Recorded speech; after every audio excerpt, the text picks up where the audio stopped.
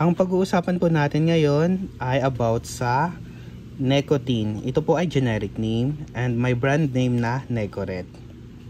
Ito po ay gums na may flavor na menthol mint and may 2 mg sugar free na 15 pieces sa isang box nito. Ano nga ba itong Necotine na to? Itong Necotine na to ay ito yung content sa tabako o sa mga sigarilyo. Pero 2 mg lang itong gums na to. Para maiwasan natin yung paninigarilyo, ito na lang yung gamitin nila. Kasi hindi basta-basta ang pagtigil or paghinto ng paninigarilyo. Kasi meron nicotine yun na nakaka-addict. So, ito po is small lang yung milligram niya. Sa tabako or sigarilyo kasi mataas yung nicotine content nun. So, meron tayong alternative po para doon.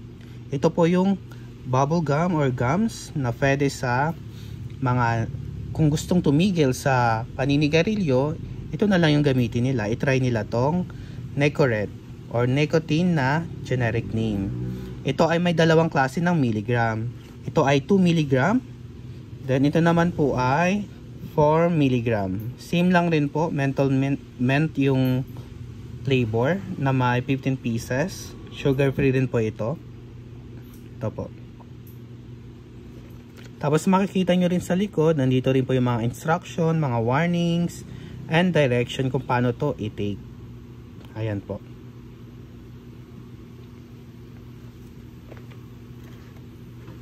Ito po ay over the counter. Mabibili to kahit saang drugstore. Itong Necoret na to. Kahit wala kang prescription, pwede ka pong makabili. Pag napanood mo tong videos na to hanggang dulo, pa-subscribe po and likes.